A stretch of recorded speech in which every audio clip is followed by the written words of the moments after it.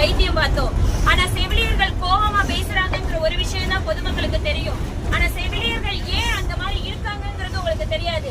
இதுவரையிலும் நாங்க 10-15 வருடங்களா வெறும் ஒப்பந்த செவிலியருக்கு வெறும் 15,000 18,000 சம்பளம் 7,000ல இருந்து உள்ள வந்து 18,000 வரையிலும் இப்ப வாங்கிக்கிட்டு கிட்டத்தட்ட 15 வருஷமா வேலை பார்த்துக்கிட்டு இருக்கோம். பணி சுமை எங்களுக்கு எவ்வளவு இருக்குங்கிறது உங்களுக்கு தெரியாது. அதே மாதிரி இதை நீங்க வீடியோ எடுத்தாலும் ஓகே சரிங்களா.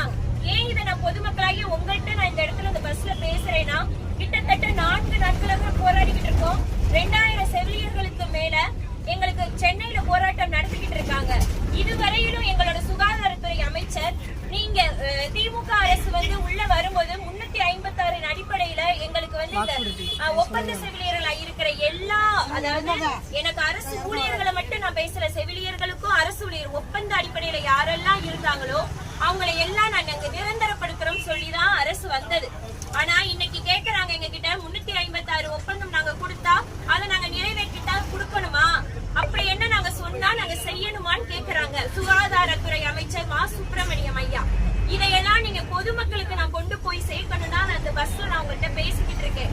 நீங்க பொதுமக்கள் எங்களுக்கு சப்போர்ட் பண்ணலைன்னா கண்டிப்பா அந்த போராட்டம் வெளியில தெரியாது. ரவும் பகலமா உங்களோட பிள்ளைங்க தான் நாங்க, உங்க மக, உங்க தங்கச்சி, உங்க பொண்ணு எல்லாருமே செவிலியரா இருப்பாங்க. கண்டிப்பா எல்லாருமே நடு ரோட்ல நேத்து நைட்டு 12 மணிக்கு கூடுவாஞ்சேரியில இருந்து நடந்தே பிள்ளைங்க கிளம்பாக்கம் வந்தாங்க.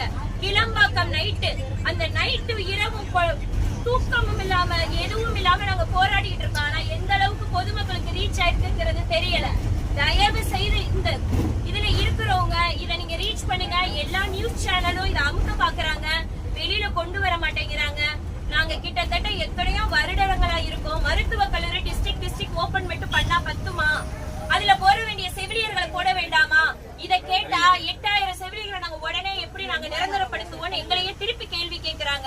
அப்படி இருக்கும்போது நடமாடும் மருத்துவம் மட்டும் உருவாக்க முடியுது அல்லவா? உங்களுக்கு வந்து நோய் கொடுக்குறாங்கல்ல, அவங்க எல்லாம் ஸ்டாஃப் நர்ஸ் படிச்சிருக்காங்களான்னு எனக்கு தெரியாது. ஆனா அவங்களுக்கு கிடைக்கிற சம்பளம் கூட கிட்டத்தட்ட 15 ரூபாய் கூட நாங்க வாங்கல. 18,000 ரூபாய் தான் இன்னைக்கு வாங்கிட்டு இருக்கோம் சரிங்களா. கிட்டத்தட்ட 10 வருஷங்களுக்கு மேல, அதுவும் எக்ஸாம் எழுதி நாங்கெல்லாம் உள்ள வந்தோம் சார். நீங்க இங்க பாக்குறவங்க ஒரு சில பேருக்கு அலட்சியமா இருக்கலாம் நான் பேசுறது, ஆனா உள் உணர்வா யோசிச்சு பாருங்க. உங்களாகிய பொதுமக்களாத்தான் நான் உங்கள்கிட்ட நின்று பேசிக்கிட்டு இருக்கேன் சரிங்களா.